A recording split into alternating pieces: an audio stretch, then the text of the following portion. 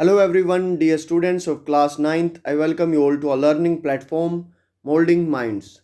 Students, today we have English worksheet number 36. आज हमारे पास English worksheet number 36 है and it is a reading comprehension. आपको पढ़ना है, समझना है, then इसके क्वेश्चंस का आंसर आपको करना है.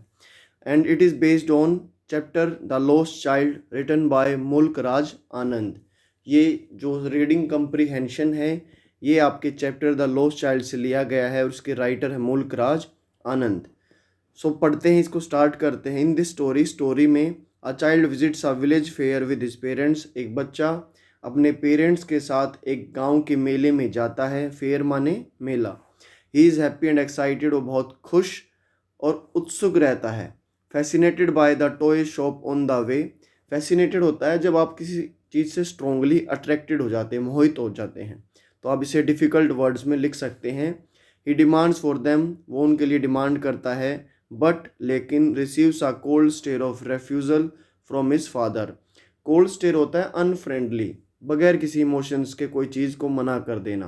तो यहाँ पर बगैर किसी इमोशन दिखाए उसके फादर इसको टॉयज़ के लिए बच्चे को मना कर देते हैं. देन यहाँ पर आप देख सकते हैं, ये छोटी सी एक समरी बोल सकते हैं. यहाँ पर आप ये एक्सट्रैक्ट पढ़ेंगे चैप्टर में से. Then they pass through a mustard field. There he is mesmerised by the nature. Again mesmerise बहुत अच्छा वर्ड है, लिख सकते हैं डिफ़िकल्ट वर्ड्स में. मोहित हो जाना या झूम उठना. और वो कहते हैं कि फेयर में पहुंचने से पहले वो एक सरसों के खेत से गुजरते हैं जहाँ पर उनको नेचर की ब्यूटी काफ़ी अच्छी लगती है.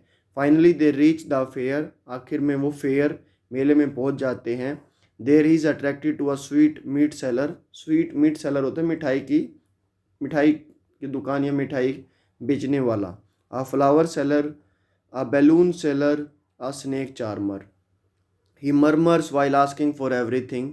मरमर होता है बड़बड़ाते रहना. वो बड़बड़ाता रहता है, कहता रहता है, सब कुछ मांगता रहता है. बट लेकिन he knows that he will be turn down. लेकिन उसको पता है कि उसकी सारी रिक्वेस्ट को टर्न डाउन माने रिजेक्ट कर दिया जाएगा, मना कर दिया जाएगा. Without waiting for an answer. बगैर किसी जवाब के इंतज़ार किए. He keeps moving forward. वो आगे बढ़ता रहता है. Then he comes near a roundabout where he gathers courage and boldly request for it. उसके बाद वो एक झूले के पास आ जाता है. राउंड अबाउट में नीचे दिखाऊंगा राउंड अबाउट क्या होता है. वो झूले के पास आ जाता है और वहाँ पर वो करेज जुटाता है, बहादुर मतलब ये साहस जुटाता है और रिक्वेस्ट करता है कि मुझे इस झूले पर झुला दो. बट अलास, लेकिन oh, his parents were not there. He is lost. लेकिन उसके बच्चे वहाँ पर, और सॉरी उसके पेरेंट्स वहाँ पर नहीं थे, वो गुम हो गया था. He frantically looks around everywhere but he couldn't find them. Frantically होता है जब आप बहुत फियर एंग्जाइटी में पागल से हो जाते हो, व्याकुल हो जाते हो. तो आप इस वर्ड को भी लिख सकते हैं अपने डिफ़िकल्ट वर्ड्स में. वो पागलों की तरह उन्हें इधर उधर देखता है लेकिन उनको वो ढूंढ नहीं पाता है. He approaches near a crowded shrine. Shrine होता है बहुत ही पवित्र स्थान. पाइस, PIOUS आप लिख सकते हैं, मंदिर बोल सकते हैं इसको. एक पवित्र मंदिर के या जगह के पास वो पहुंचता है. About to get trampled he shrieks in a loud voice and a man comes to help him. Trampled का मतलब हो जाना होता है पैरों तले कुचल देना या कुचले जाना. ट्रीड ऑन एंड क्रश. और श्रीक का मतलब होता है चिल्लाना, जोर से चिल्लाना. कहते हैं कि वो बिल्कुल लड़खड़ाने वाला था और वो पूरी जोर में अपने माता और पिता के लिए वो लाउड वॉइस में चिल्लाता है. वहाँ पर उसके बाद एक व्यक्ति आता है उसको ही हेल्प करने के लिए. The child is crying inconsolably asking for his parents. Inconsolably मतलब होता है कि बहुत ही विसंगत रूप से वो रोते रहता है अपने पेरेंट्स के लिए, पूछते रहता है. The man offers him a ride in A round about. जो व्यक्ति उसकी हेल्प करने आता है वो बोलता है कि तुम इस झूले में झूल लो. To listen to the music of snake charmers. पेरे के म्यूज़िक सुनने के लिए बोलता है. Offers a rainbow coloured balloon. एक रेनबो के 7 रंगों जैसा बैलून उसको ऑफर करता है. अ गार्लैंड, एक हार. To put around his neck, a gift of sweets too, और मिठाइयों की गिफ्ट भी उसको देने की कहता है। But the child rejected everything, लेकिन जो बच्चा वो सारी चीज़ों को मना कर देता है। All that he wants is father and mother, उसको सिर्फ क्या चाहिए, अपने मदर और फादर उसको चाहिए। तो यहाँ पर इस समरी का एंड होता है और इससे आप एक मोरल नैतिक शिक्षा सीख सकते हैं कि हर बच्चे के लिए जो अपने माता और पिता के लिए जो प्यार होता है वो अनकंडीशनल बशर्ते होता है। तो यहाँ पर बच्चे को पहले लगता है कि उसके लिए जो मेटलिस्टिक दुनिया है, जो टॉयज़ वगैरह हैं, वो ज़्यादा इम्पोर्टेंट हैं, लेकिन जैसे ही वो गुम हो जाता है तो उसको पता चलता है कि सबसे ज़्यादा इम्पोर्टेंट क्या है, उसके मदर और फादर। उसके बाद क्वेश्चंस हैं कुछ, आप खुद से भी अटेम्प्ट एक बार इसे ज़रूर करें, देन उसके बाद मेरे आंसर से आप मैच कर सकते हैं। सो हम क्वेश्चन नंबर फर्स्ट करते हैं। The boy keeps moving forward without waiting for a response, जो बच्चा वो आगे बढ़ता रहता बगैर किसी जवाब के रिस्पॉन्स लिए। डज नॉट इम्प्लाई डेट, इसका मीनिंग क्या नहीं है। His parents were listening to him, उसके पेरेंट्स उसे सुन रहे थे। हिज पेरेंट्स, सी पढ़ रहा हूँ मैं, his parents were not giving to his demand, जो उसके पेरेंट्स हो उसकी डिमांड को पूरी नहीं कर रहे थे।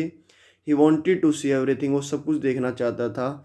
ही did not want to wait for them to reply, answer number D is correct.